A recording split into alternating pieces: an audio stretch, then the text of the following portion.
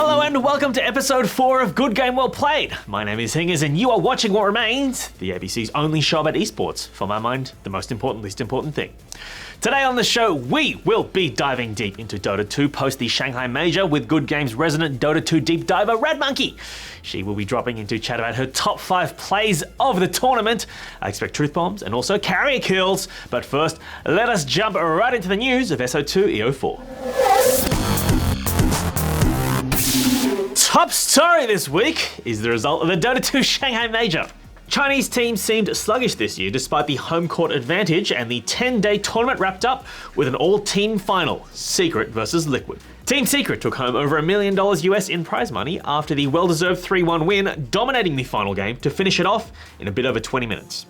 Take that, Liquid, your team that is named after a state of matter. But staying in Shanghai, there have been reports that players' gear has been stolen and or misplaced following the tournament pack down at the Dota 2 Major.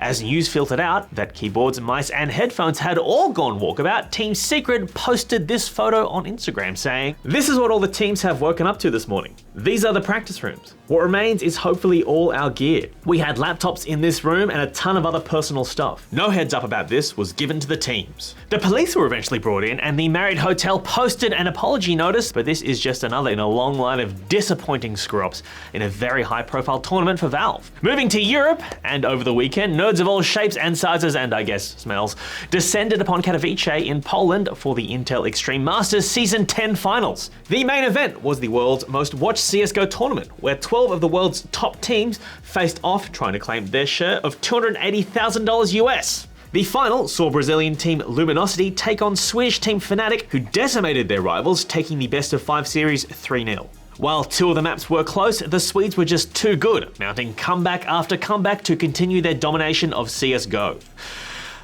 Nothing like elitist Nordic veterans to pump the brakes on your rags to riches Cinderella story. Hey Luminosity, hashtag Swedish spoil sports. And in Starcraft news, last year's WCS Season 1 champion, Korean Terran Choi Seong-han, aka Pult, faced off against Norway's Jens Asgard, aka Snoot, who plays Zerg at the Katowice finals. The best of 7 series was a back and forth affair. Snoot took an early build order win in Game 1, but Pult's mechanical consistency was the defining trope of the game and proved too much for Snoot. Going into Game 6, Pult was ahead 3-2, and after trading engagements throughout the game, Pult took a series of good fights 20 minutes in to hamstring Snoot, destroying key buildings before the Norwegian tapped out 23 minutes in. Pult took the series 4-2, taking home $35,000 US in prize money. The Starcraft event was missing a lot of top Korean players who did not travel to Poland for the tournament. However, given that Pult only lost 4 maps total over the entire meet, it is clear that he is staking a claim to be a dominant force in Legacy of the Void in 2016. IEM Katowice also played host to a League of Legends tournament / SK Telecom T1 Clinic, where the 2015 world champions went the entire weekend undefeated to take home yet another trophy. SKT dominated their group, where they went on to face Team Solo Mid in the semi-finals, going 3-0, and then pitting them against European giants Fnatic in the final. Fnatic enjoyed good crowd support, but it was in vain as the champs ran the table, including a final game in the best of 5 ending in Fnatic's surrender 22 minutes in. Don't you ever step to SKT1 if you want Korean. Ever. They walk away with $50,000 US in prize money and a much needed win for SK2, who after a massive 2015 have not found the same rhythm this year, sitting mid-table in LCK midway through Spring Split.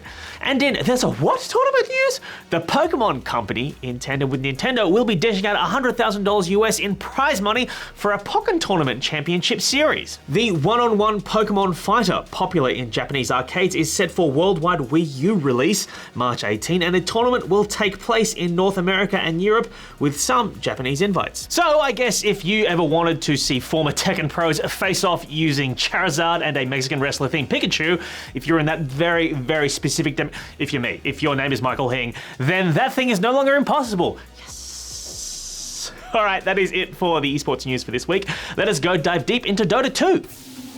Joining us now to do a massive wrap-up of all things Dota, in particular the Shanghai Major, it's Good Game's resident Dota nerd, it's Radmonkehh. Hello. Thank you for joining us. You're welcome. Talk Dota to me. Let's do this. My goodness. So, the Shanghai Major has wrapped up, and what we've seen is a much more aggressive style of play in this patch. Absolutely. It's been really great. There's been a lot more team brawls. They feel like they've been coming a little bit earlier. A little bit less of that kind of before laning stage team brawl in the Radiant jungle.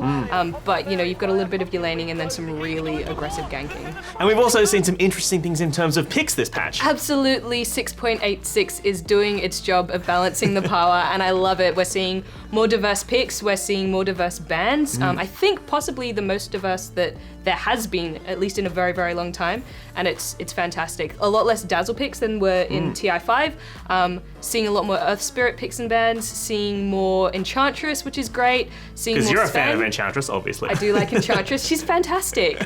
That untouchable, it's like, what you gonna do?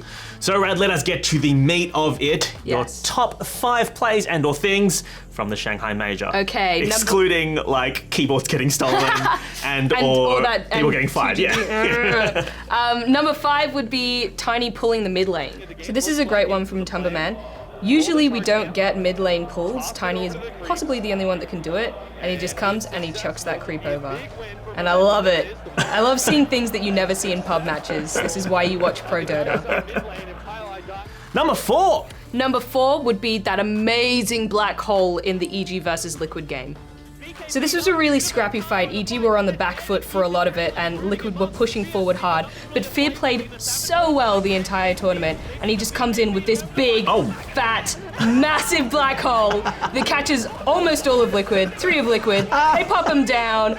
EG are on slivers of health, but they just wipe the team, and it was insane.